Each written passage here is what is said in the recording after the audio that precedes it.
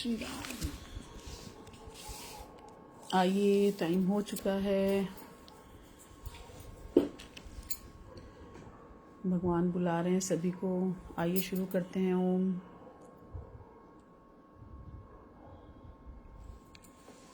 कैसे हैं आप सभी? अब तो अच्छे ही होंगे, इतने दिन हो गए डोज लेते लेते, है ना। अब अच्छा लग रहा है ना, और अच्छा लगता जाएगा डे बाय डे, और चेंज हो जाएगा। तो पहले शुरू करते हैं। ओम। आइए।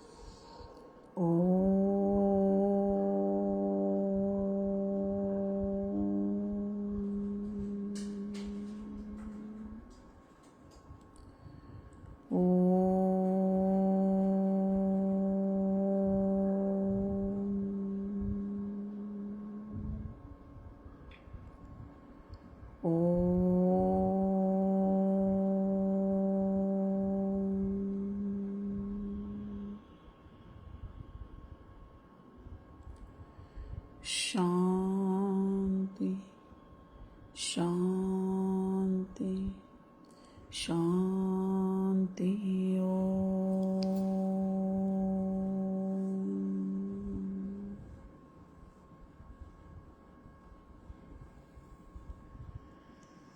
और थैंक यू के बाद बताऊंगी कि ओम की आज जो है किसने किसने अर्जी लगाई थी और उनका क्या क्या हुआ है। तो पहले भगवान जी को थैंक यू बोलेंगे हम लोग। Thank you God, thank you God, thank you God, thank you God, thank you God, thank you God, thank you God, thank you God, thank you God, thank you God, thank you God. लाखों लाखों करोड़ों करोड़ों thank you, शुक्रिया, धन्यवाद। पूरे ब्रह्मांड के कण कण को धन्यवाद। हम जो कर पा रहे हैं इसके लिए धन्यवाद। जो सुन पा रहे हैं उनको भी धन्यवाद। और साथ में जुड़ने के लिए भावना भाभी को धन्यवाद, नितेश को, इनको सबको धन्यवाद। अभी यही हैं। तो अभी आज जो है ओम चैंटिंग के लिए 2 लोगों की विशेष अर्जी आई थी। एक तो मेरी कज़न है, उनको कुछ सीवियर प्रॉब्लम है, वो बताने के लिए उन्होंने मना किया, बट ईश्वर करे वो जल्दी ठीक हो जाएं। और एक मेरी भतीजी है, कल उसका ऑपरेशन है स्पाइन का, तो हरि करे उसका ऑपरेशन बहुत अच्छे से सक्सेस हो जाए। और फिर कल हम उनके लिए फिर से एक बार प्रेयर करेंगे। और भगवान सबके लिए बैठे हैं, बस हमारे पुकारने की देर है। तो बस हम उन्हें पुकारेंगे तो वो हमारे साथ रहेंगे। प्रॉब्लम्स को दूर नहीं करेंगे, लेकिन उसको सहने की क्षमता देंगे। और जो प्रॉब्लम अगर 100% हमारे ऊपर आने वाली है तो उसको 10% में कन्वर्ट कर देंगे। ये भगवान का कर्मों का फल, तो जो बीज बोए हैं वो काटने ही पड़ेंगे। बट ये करते हैं कि कर्म तो हम करते हैं, लेकिन जब हम फल भोगने के लिए आते हैं ना, तो भगवान उसमें से अपना हाथ दे देते हैं कि मेरा हाथ पकड़ लो ताकि तुम्हें कष्ट ना हो। जबकि कहीं उनका कोई रोल नहीं है, हमारा ही दोष है। लेकिन उस दोष को कम करने के लिए भी भगवान हमारा हाथ पकड़ ही लेते हैं। और बस निश्चल मन से, भगवान का हमेशा एक ही उद्देश्य सबके साथ रहा है, सभी लोग उनके लिए समान है। निर्मल मन सो मोहि पावा, मोहि कपट छल छिद्र न भावा। तो हम जितने भाव से भगवान को पुकारेंगे ना, भगवान हमारे साथ हैं ही, बस हमें समझने की देर है। एक बार क्या था कि एक पक्षी जो है उड़ रहे थे और कहीं से ऐसा बवंडर सा आया, तो उन्होंने अपना घोंसला चेंज करने के लिए दूसरी जगह गए, दूसरे आशियाने की तरफ गए। तो उस पेड़ को उन्होंने प्रार्थना करी कि क्या मैं यहाँ आपके पास घोंसला बना सकती हूँ। तो उसने बोला नहीं नहीं, यहाँ नहीं, मेरे पास मत आओ, तुम दूसरा कहीं जाओ। तो उसको, चिड़िया को बड़ा गुस्सा आया कि मैं थोड़ा सा आशियाना ही तो मांग रहा हूँ तुम्हारे पास और तुम क्यों मना कर रहे हो। पर वो कुछ बोल नहीं पाया क्योंकि उसका घर था, उसका राज था। फिर वो दूसरे पेड़ के पास गया, उनसे पूछा क्या मैं आपके पास यहाँ पे अपना आशियाना बना सकता हूँ। उसने कहा हाँ हाँ बिल्कुल, क्यों नहीं। तो उन्होंने अपने बच्चों के साथ वहाँ पे अपना छोटा सा घोंसला बनाया और वो ठीक से जीवन यापन कर रहे थे। और ठीक 1 हफ्ते बाद क्या होता है कि वो जो पहला वाला पेड़ था ना, एक आंधी तूफान आया और उसकी एक डाली वहाँ से बहुत, मतलब जड़ से टूट गई, जैसे पेड़ ही पूरा ध्वंस हो जाता है ना, ऐसे। तो वो वहाँ वो गिरा और जो दूसरे पेड़ पे पक्षी बैठे थे, उसने कहा देखा देखा, हमें मना कर रहे थे ना घोंसला बनाने के लिए, अब देखो अब मजा आएगा। अब पता चला किसी को मना करने का नतीजा क्या होता है। तब उस गिरते हुए पेड़ ने कहा कि मैं इसीलिए ही तुम्हें मना कर रहा था, क्योंकि तुम गिर जाते और तुम अपनी फैमिली के साथ, पूरा तुम्हारी फैमिली खत्म हो जाती, इसीलिए मैंने मना किया था। तो भगवान जैसे किसी के घर में आके कुछ अगर इंस्ट्रक्शन दे रहे हैं ना, तो हमें उसे फॉलो करना चाहिए कि कहीं ना कहीं उसका कोई रीजन होगा। हम क्या करते हैं, किसी ने हमें कहा, हम तुरंत उसका पलटवार कर देते हैं, उसका रीजन नहीं सोचते कि हो सकता है कभी कभी गुस्से में माँ लोग बच्चों को कह देती है ये नहीं करना, अच्छे के लिए मना करती हैं, लेकिन उन्हें पता नहीं चलता और वो वही चीज करते हैं। तो उसी तरह परमात्मा अगर किसी के मुंह से कुछ कहलवा रहे हैं ना, इसका मतलब उसका कहीं ना कहीं कुछ मंतव्य है, तो हमें उसको समझना चाहिए। ऐसे ही क्या था, एक बार जैसे बच्चे खेलते जाते हैं ना, तो एक बच्चा ऐसा था जिसका कोई दोस्त ही नहीं था, और यंग एज की स्टोरी सी है वो, और रियल ही है वो। उसको रूपांतरित किया है किसी नाटक में। तो वो जो है खाना खाया उसने, खाना खाने के लिए थोड़ा दूर तक चला गया, तो वहां पर एक पेड़ पर ना शेर का एक प्रतिबिंब बना हुआ था। शेर नहीं था, शेर का चित्र बना हुआ था। तो वो उससे ही अपनी बातें करता था हमेशा। और फिर जब वो टिफिन खोलता ना, तो उसको लगता कि मैं अकेला खा रहा हूँ, तो क्यों ना मैं इसको खिला दूं थोड़ा सा। तो वो क्या करता था, पहला एक और उसके सामने रख देता था। वो कार्यक्रम उसका करीब 10-12 दिन 15 दिन चलता रहा। तो जैसे कहते हैं ना, कण कण में भगवान होते हैं। तो जब उसने उसको खाना रखना शुरू किया, तो उसके साथ वो भावुक रूप से जुड़ गया। मतलब एक इमोशनल अटैचमेंट हो जाता है ना, कोई भी चीज घर में, जैसे कोई चीज भी पड़ी होती है तो हमें वो कोना बड़ा अच्छा लगता है, ये अच्छा लग रहा है, वो अच्छा लग रहा है, एक अटैचमेंट हो जाता है। तो ऐसे ही वो उसके सामने एक बाइट खाना रखता और उसके बाद वो खाना खाता। तो एक बार क्या हुआ कि उसके अंदर से एक आवाज़ आई कि जो है तुम तो बहुत अच्छे इंसान हो, मैं तो तुम्हारे लिए कुछ नहीं कर पाता हूँ और तुम तब भी मुझे खाना खिला रहे हो। उसने कहा कोई बात नहीं, मैं अपने हिस्से में से जरा सा एक और दे रहा हूँ, तो कोई ऐसी दिक्कत नहीं है। तो कहने लगा कि अच्छा तुम्हारे को किस चीज़ की दिक्कत है। उस प्रतिबिंब से आवाज़ आई कि तुम्हें किस चीज़ की ज़रूरत है। उसने कहा मैं बहुत गरीब हूँ, लेकिन और मुझे कोई प्यार भी नहीं करता, तो मैं क्या करूँ, मुझे समझ में नहीं आता। तो उसने कहा एक काम करो कि जो है तुम्हारी दरिद्रता तो मैं दूर कर सकता हूँ, तुम सवेरे आना और सूर्य उदय होने से पहले आना और तुम्हारी गरीबी दूर हो जाएगी। तो अब वो बेचारा गरीब तो था ही, तो उसे रात भर नींद नहीं आई और वो सवेरे जैसे ही सूर्य उदय होने वाला था उससे 1 घंटा पहले वहां पे गया और जैसे वो खाना लेके जाता था उससे पहले खाने का ऐसे एक कोर दिया और उसके बाद उसने बोला कि हाँ दोस्त बोलो क्या करूं। तो उसने कहा कि मैं अपना मुंह खोल रहा हूँ और मेरे अंदर पेट के अंदर बहुत सारा जो है सोना है और तुम जितना भी चाहो उसको निकाल लो और अपने पास रख लो, लेकिन शर्त एक ही है कि सूर्य उदय होते ही मेरा मुंह बंद हो जाएगा, तो तुम इस चीज का ध्यान रखना। तो उसने कहा ठीक है। तो वो अपना थैला वैला लेके गया था और उसने उसमें से उसके मुंह से हाथ डाला और जो है सोना निकालने लगा। उसने थोड़ा सा सोना निकाला, उसने कहा ठीक है। तो उसने कहा नहीं नहीं, अभी तो सूर्य उदय होने में टाइम है, तुम और निकाल लो, तुम्हारी दरिद्रता पूरी तरह दूर हो जाए, तुम और निकाल लो। तो उसने कहा नहीं नहीं ठीक है, सफिशिएंट है, मेरा इतने में काम चल जाएगा, मैं बहुत हैप्पी हूँ। जिसके पास कुछ भी नहीं है उसके पास इतना कुछ आ जाए, उसने कहा मैं हैप्पी हूँ। तो वो वहां से चला गया। अब उसके पास इतना सोना आ गया तो उसकी सब इज्जत भी करने लगी, उसका हाव भाव बदल गया, सब कुछ मतलब बहुत बेस्ट हो गया जैसा उसने कभी सोचा भी नहीं था। अब उसकी इतनी शानो शौकत देख के वहां का जो राजा था उसको लगा कि ये तो इतना गरीब था। लोगों को जैसे अफवाह होती है ना, बहुत तेज बढ़ती है कि इतनी जल्दी कैसे अमीर हो गया, कौन सी लॉटरी लग गई है वो है। तो उसने राजा तक समाचार गया तो वो उसको बुलाया गया कि उसको लेके आओ। तो उसने पूछा कि ऐसा तुमने क्या किया कि तुम एक ही दिन में इतने अमीर बन गए। तो वो बहुत सरल था। तो उसने कहा ऐसे ऐसे मैं एक शीला के पास बैठता था, मैं अपना एक बाइट उसको देता था और उसके बाद उसने पूछा क्या दिक्कत है, मैंने उसको बोला कि ऐसे ऐसे मुझे ये दिक्कत है, उसने मुझे धन दे दिया और अब मैं बहुत हैप्पी हूँ। तो उसने कहा अच्छा। तो उसने कहा कहाँ पे है वो शिला। उसने वो ले जाके वहां दिखा दिया, वो वैसे ही तस्वीर बनी हुई थी वहां पे शिला वाली। तो उसने बोला अब वो उसने राजा ने क्या किया, अपने शरीर पे फटे पुराने कपड़े डाले और जो है वहां पर जाकर वैसे ही बात करने लगा, रोने लगा। तो फिर उसी प्रतिबिंब से फिर वैसी आवाज आई कि तुम्हें क्या चाहिए। तो उसने कहा मैं बहुत गरीब हूँ, मुझे बहुत सारा धन चाहिए, मेरे पास धन नहीं है, तो मैं क्या करूं। तो उसने उसको भी सेम वैसे ही बोला कि तुम सूर्य उदय होने से पहले आना और मेरे पेट में बहुत सारा सोना और शर्फियां हैं, तुमको जितना चाहे उसमें से निकाल लेना।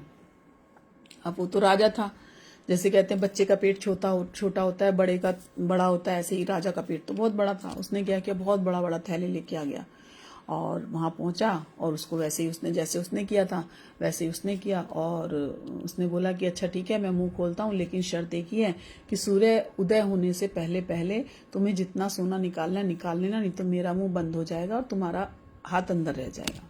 उसने कहा ठीक है। अब वो तो लालची था।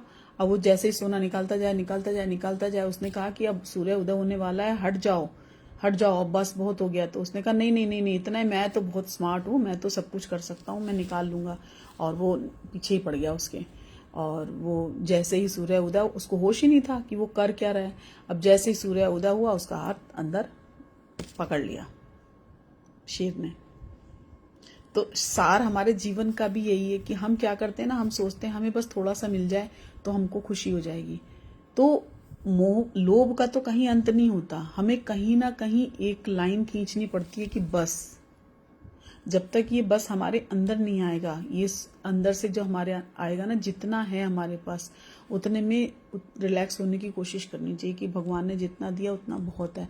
लेकिन हम कहेंगे इतना और तो इस लोभ का कभी अंत ना हुआ है ना होगा। और इससे क्या होता है ना, हम उस लोभ में इतना उलझ जाते हैं कि हम भगवान से कोसों दूर हो जाते हैं।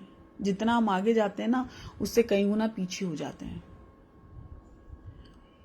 एक ही चीज होती है, यहाँ पे एक ही सीट विराजमान है, दो है ही नहीं।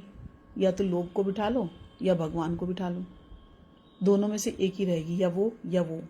तो भगवान कहते हैं कि तुम्हारे पास जितना तुम्हारे भाग्य में लिखा है तुम्हें भूखा नहीं रहने दूंगा।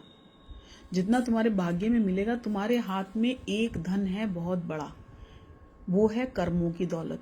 वो इकट्ठी करनी है। बार बार एक ही चीज़ लगता है कि हम जीवन में आए हैं तो सिर्फ दुआएं और आशीर्वाद कमाएं, बाकी सब तो अपने आप आएगा और आता है, और वो आपके अंदर से झलकता है। अगर आप वास्तव में उस लाइन पे हैं, जैसे कहते हैं ना, लाख छुपाओ छुप ना सकेगा, राज है इतना गहरा दिल की बात, तो हमारे अंदर से ना वो छवि दिखेगी। अगर हम जिस रूप को जीना चाहते हैं, हम ऊपर से कुछ बोल रहे हैं लेकिन अंदर से कुछ हो रहा है, तो वो नहीं हमारे को समझ में आएगा। लेकिन जो प्रतिबिंब आपका अंदर है ना, वो बाहर से लोगों को दिखता है कि हाँ वास्तव में ये ज्ञानी है या ये लोभी है या इसके अंदर अट्रैक्शन है, तो वो किस चीज का है। तो वो जो भगवान के, जैसे भगवान के ध्यान में रहते हैं तो उनके आवरण से, उनके ऑरा से वैसे ही सात्विकता झलकेगी, वैसे ही आकर्षण झलकेगा। जो लोभ के लिए, लालच के लिए या खाली दिखावे के लिए कुछ कर रहे हैं, वो वैसा वो अंदर से छूता है। हम चाहे भले किसी को कह ना सकें उस चीज के लिए कि ये ऐसा है, लेकिन इंटरनली हमें सबको एक इंट्यूशंस भगवान देते हैं कि ये कैसा है। आप थोड़ा इससे थोड़ा सा दूर हो जाओ। अगर आपको दिल को छू नहीं रहा है, जैसे कोई भी इंसान अच्छा है तो उसको अच्छा ही पसंद आएगा, कोई लालची है तो उसको लालची अच्छा लगेगा, कोई लोभी है तो लोभी अच्छा लगेगा, कोई ताश खेलता है तो ताश खेलने वाला, जो शराब पीता तो उसको शराब खाने वाला, शराब पीने वाला अच्छा लगेगा। तो भगवान ने सबको इंटरनली दिया, और नहीं भी दिया होता ना, तो कुछ समय जब हम उसके साथ रहते हैं तो हमें वो चीज समझ में आने लगती है कि ये हमारे लायक या हम उसके लायक हैं कि नहीं। हम किसी दूसरे को गलत नहीं कह रहे, लेकिन हम अपने को तो समझ सकते हैं कि हमारा यहाँ तालमेल बन रहा है और नहीं बन रहा है। बन रहा है तो साथ साथ चलो, हाथ पकड़ लो, और अगर नहीं बन रहा है तो थोड़ा सा डिस्टेंस होकर आप अपना रास्ता लीजिए, क्योंकि हम अपने को सुधार सकते हैं, हम सबको नहीं सुधार सकते। ये जीवन का एक अटूट सत्य है कि हम किसी और को सुधारने से अच्छा है हम अपने को चेंज कर लें।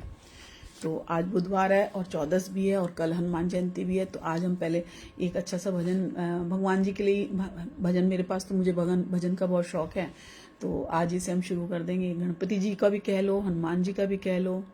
सजा दो घर को गुलशन सा, सजा दो घर को गुलशन सा, मेरे सरकार आए, लगे कुटिया भी दुल्हन सी, लगे कुटिया भी दुल्हन सी, मेरे सरकार आए। पखारो इनके चरणों को, बहाकर प्रेम की गंगा, पखारो इनके चरणों को, बहाकर प्रेम की गंगा, बिछा दो अपनी पलकों को, बिछा दो अपनी पलकों को, मेरे सरकार आए। सजा दो घर को गुलशन सा, मेरे सरकार आए। उमड़ आई मेरी आँखें देख कर अपने बाबा को, उमड़ आई मेरी आँखें देख कर अपने बाबा को, हुई रोशन मेरी गलियां, हुई रोशन मेरी गलियां, मेरे सरकार आए।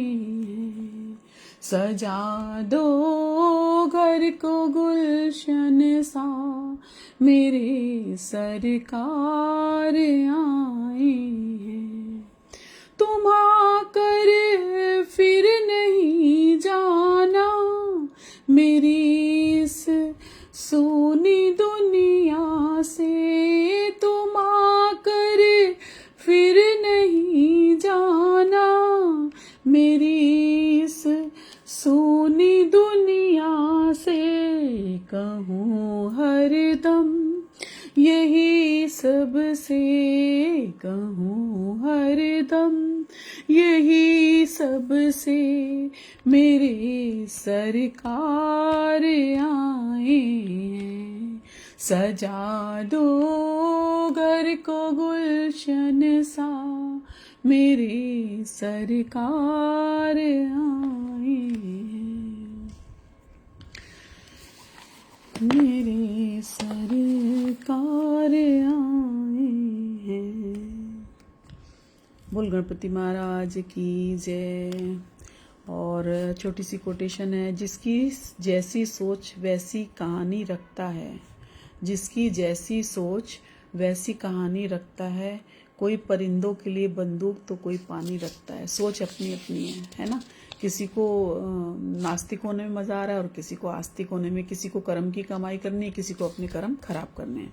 कांटा निकालने के बाद चलने का जो आनंद आता है, जैसे हमें कोई चीज़ अगर किसी भी प्रॉब्लम में है, जब हम उसे सॉल्व कर लेते हैं तो उसके बाद उस राहत का पता चलता है कि हमने क्या मिस किया था।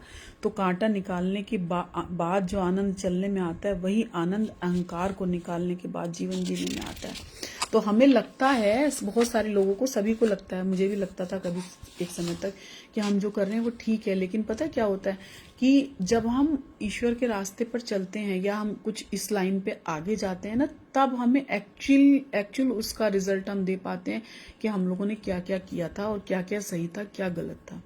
ऐसे तो हर बंदे को लगता है मैं सही कर रहा हूँ, लेकिन वो डिसीजन क्षमता बहुत बहुत बाद में आती है, जब हम भगवान के एकाकार हो जाते हैं। सुंदर वही है जो बिना किसी स्वार्थ के दिल को छू जाए। सुंदरता खाली हमारी शक्ल से इस तरह नहीं आती, लेकिन जो आत्मिक चीज होती है ना, जैसे मैंने कहा ना, दिल से दिल को राह होती है। जो जैसा होता है ना, सामने वाले को वैसा ही पसंद करता है। हमें जिस तरह की हमारी नेचर होगी, हमें वैसे ही नेचर का इंसान पसंद होगा। एकांत मूर्ख लोगों के लिए कैद खाना होगा, एकांत मूर्खों के लिए कैद खाना, लेकिन ज्ञानी के लिए तो स्वर्ग है। क्योंकि कहीं हमें अगर एकांत में जीना आ जाए ना, तो हमें किसी की ज़रूरत ही नहीं है। वही हमारी महफिल है, वही हमारा आनंद है, वही हमारी शांति है। दरिया बनकर किसी को डुबाना बहुत आसान है, दरिया बनकर किसी को डुबाना बहुत आसान है। जरिया बनकर किसी को बचाएं तो क्या बात है। तो किसी को बचाने का रास्ता दें, किसी को मोरल सपोर्ट करें, किसी को रास्ता दिखाएं, अच्छे से अच्छा उसको एक मोटिवेट करें। अच्छा कर रहा है तो उसको बहुत अच्छा कह के उसको और आगे बढ़ाएं। और अगर उसके पास कुछ ऐसा नहीं है कि आप उसको कुछ नहीं कर सकते, तो आप कम से कम उसको आगे का रास्ता दिखाने की कोशिश करें। किसी का दर्द समझने के लिए इंसान के अंदर इंसान का होना ज़रूरी है। अगर हम वास्तव में इंसान बनेंगे ना, तो हमारे इमोशंस ऑटोमेटिकली अगले पर्सन के लिए पता चल जाएगा कि उसको चाहिए क्या हमसे। अच्छे संस्कार, अच्छा व्यवहार आपकी वह कमाई है जो जिंदगी भर आपके काम आती है। शक्ल सूरत सब चली जाएगी, नाम भी कम चला जाएगा, लेकिन जो काम होगा ना, वो हमेशा याद रखा जाएगा कि इसके अंदर ये गुण था। परमात्मा सबके लिए, सबको एक ही मिट्टी से बनाता है। फर्क इतना है कि कोई बाहर से खूबसूरत होता है और कोई अंदर से। जब हम पैदा होते हैं तो सारे बालक कितने प्यारे लगते हैं, सबके अंदर वैसी ही नूर झलकता है ईश्वर का। लेकिन धीरे धीरे धीरे धीरे हम उसमें कैसा रंग भरते हैं, ये हमारे अपने ऊपर है कि हमारे कर्म कैसे हैं। जो मैं अपने लिए करता हूँ वह मेरे साथ चला जाएगा, जो मैं अपने लिए करता हूँ वो मेरे साथ जाएगा, लेकिन जो मैं दूसरों के लिए करूँगा वो मेरी विरासत बन जाएगा। तो हम कुछ भी ऐसा करके जाएं, जीवन में आए हैं नेक कर्म करने के लिए, या संस्कार, हमारा धर्म इतना सॉफ्ट है, इतना करुणामयी है। सनातन धर्म तो अपने आप में मतलब ईश्वरीय है, जिसमें कोई बंधन नहीं है, कोई ऐसा नहीं है मतलब जब आपका मन चाहे तब पूजा कर लो, कोई टाइम का बाउंडेशन नहीं दे रखा, किसी चीज़ का कोई, जब आपको समय मिले तब आप भगवान का कर्म करते रहिए। भजन के लिए कोई समय निश्चित नहीं किया गया कि हम प्रॉपर नहा के धो के बैठेंगे तभी हम भजन कर सकते हैं। आप कहीं पर भी जहाँ बैठे हैं, हंसी में, खुशी में, दुख में, गम में, हार में, जीत में, खाने में, मतलब हर जगह एवरी टाइम ईश्वर हैं। और वो हर वक्त हमें बाहें ऐसे हाथ फैला के हमें बुला रहे हैं, पुकार रहे हैं। बस हमें वहाँ तक जाने की ज़रूरत है। वो तो हमारे लिए हमेशा हैं और हमेशा रहेंगे। हम देर करते हैं, उनकी तरफ से देर कभी नहीं हुई। और कभी होगी भी नहीं। और जब हम छोड़ते हैं ना तभी पकड़ता है। जैसे क्या होता है, बच्चे को जब हम ऐसे करके उछालते हैं ना तो बच्चा खुश होता है। क्यों खुश होता है? क्योंकि उसे पता है कि उसको जिसने फेंका है ना वो उसको गिरने नहीं देगा। ये उसको बहुत तभी वो खिलखिलाता है। छोटे बच्चे को आप जब कभी ऐसे ऊपर उछालेंगे ना या ऐसे ऐसे झुलाएंगे तो वो कभी डरता नहीं है। क्यों नहीं डरता? क्योंकि उसको अंदर से पक्का विश्वास है कि हमें गिरने नहीं देगा जो हमें उछाल रहा है। तो जिस परमात्मा ने हमें बनाया है ना वो कभी हमें गिरने नहीं देगा, वो हमें बचाएगा ही बचाएगा। लेकिन जब तक हम हाथ पैर अपने मारते रहेंगे ना तब तक भगवान कहेगा कर ले तू अपना, मैं तो तेरे पास हूं। लेकिन जब तू तेरे अंदर मैं आ जाएगा, अहम आ जाएगा, तब मैं पीछे हो जाऊंगा। पहिया पहिया बच्चे चलने लगते हैं तो माँ कहती है ना चला जाएगा, तो बच्चों को भी लगता है हाँ मैं कर लूंगा। तो उसी तरह हम भी जब बड़े हो जाते हैं तो हमें ये लगता है कि हम कर लेंगे, और जबकि हम किसी लायक ही नहीं है। जब भगवान उंगली पकड़ते हैं ना तभी सब कुछ होता है। भगवान हाथ छोड़ देंगे तो कुछ भी नहीं होगा और कभी नहीं होगा। इसीलिए उनको शुक्राने करते चलें। सभी लोग स्वस्थ हों, इस सभी के लिए प्रार्थना करें, सभी के लिए स्वस्थता का आशीर्वाद लें, भगवान को हरि नाम का कीर्तन करते चलें। और इतना ये जो विश्व युद्ध ये युद्ध चल रहा है ईरान का और अमेरिका का, ये भी विराम पे आए। सभी को इतनी कष्ट भोगने पड़ रहे हैं। इसमें आम पब्लिक कितना सफ़र कर रही है, कितने लोगों की जान जा रही है, कितने लोग आहत हो रहे हैं, कितने लोगों की रोजगार बंद हो रहे हैं। तो इन सब के लिए विशेष रूप से प्रार्थना करते हुए सभी सुखी हों, स्वस्थ हो, संपन्न हो, आनंद में हो, शांति हो। जय श्री राम, जय श्री राम, जय श्री राम। और सभी को धन्यवाद जुड़ने के लिए।